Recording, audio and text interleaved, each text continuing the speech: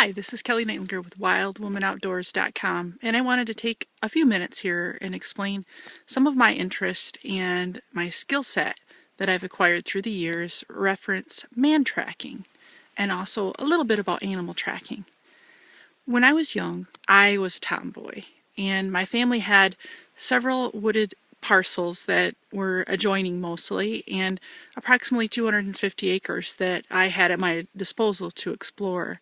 And I spent a lot of my childhood doing so, traveling up and down game trails, usually barefoot, and tracking animals. And I became very good at that, and when family members would injure a white-tailed deer with a bow or something, they would usually call me. From as young as being about 6 years old, I remember tracking and locating animals that were wounded by tracking their blood spots on the ground and also on plant material. And I became kind of sought after amongst my family for that. And as I grew, my interest grew and my range grew. And I expounded on all of that when I went to college, and I ended up exploring a lot of Michigan between my childhood years and my college years. And after that, I became a law enforcement officer because I majored in criminal justice public safety. And as an officer, I spent the last 12 and a half years of my 19 and a half years as an officer as a Michigan conservation officer. And there I learned a lot about hunting, fishing, trapping, marine safety laws, and snowmobiles and off-road vehicles, and a lot of other conservation related laws and activities. And my job was to educate the public and to also take enforcement action where necessary in those areas. So I spent a lot of time in the woods and in the wilds of the land. And for almost 10 years, I lived in Michigan's Upper Peninsula, which is a very remote region of Michigan. And there I spent sometimes up to 8 hours a day on foot patrol where I would just track men.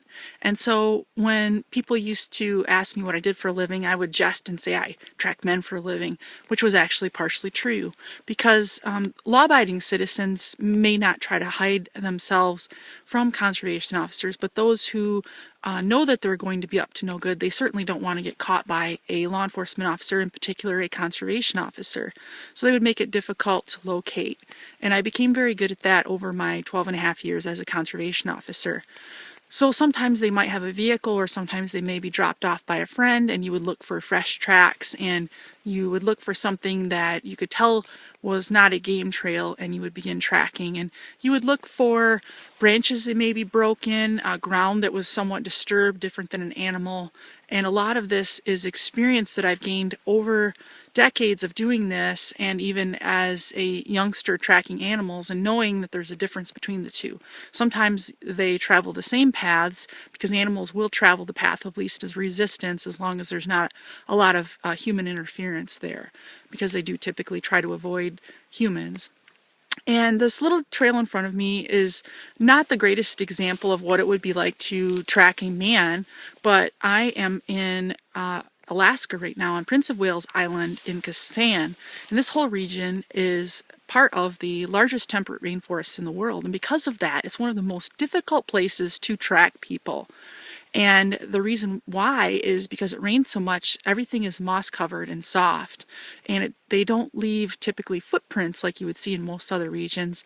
And also a lot of the vegetation that may surround a path that a person may be traveling would be pretty pliable, pretty bendable. It wouldn't break as easily as it would in a dry region typically. So a lot of places you can find little broken pieces of grass, or you can find little branches that may be broken. But here in a temperate rainforest, it is very, very difficult. So I'm just going to show you a little example of what I'm referring to here. And let me get my camera on the right setting, and I will show you here. So this area here is just showing a small little trail that would be used by animals and people as well. But it's typically a man trail because it's a little bit wider and more used, but you can see there's no footprints left. Now, one thing that you would look for, if someone was in a hurry, they may scuff the ground a little bit Deer will do that as well, and other animals. But that, if you saw something like that, you could tell that would be made by a man just by the sheer shape of it and the depth of it. And you can see as I step, my foot sponges. It's a bit like a sponge here walking in this region of Alaska. So the trail kind of splits right here and it goes on over here. And if you can just follow me, I'll give you an example. Like right here is some Sitka black-tailed deer scat, and you can see there's a sign of man right there from the past, but it's actually from something that has blown up from the ocean. So if I got out to this shoreline, I was trying to figure out where someone may have went, I could look. This is obviously old and blown up by the sea, probably in a storm. But if I traveled across here, obviously, more than likely, they're not going to leave much sign here. So you could come out along here, and you could look both ways and see if you could see any tracks. And as you can see, I'll make a track myself. It's very difficult to see, and I actually kind of twisted my foot a little bit to accentuate it. But a typical footprint, you wouldn't really be leaving much. So in this region of the world, it would be very difficult to track a man. If it's snow covered, which it snowed earlier today, it would be much easier. And you would just look for any signs of a human, whether it be broken branches. And basically you would want to make a grid pattern from wherever you lost sight of the last contact. And often I would mark that with something and then either do concentric circles that are larger, or a grid pattern from that last known spot to find out where the human may have taken the next step. This is a very remote locale here, and it would be very difficult here. Most other places it's much easier, but I just wanted to give you an example of what it would be like to do a little bit of man tracking and explain a little bit about my history. So I hope that helps you out, and I hope you've enjoyed this short little tutorial on man tracking.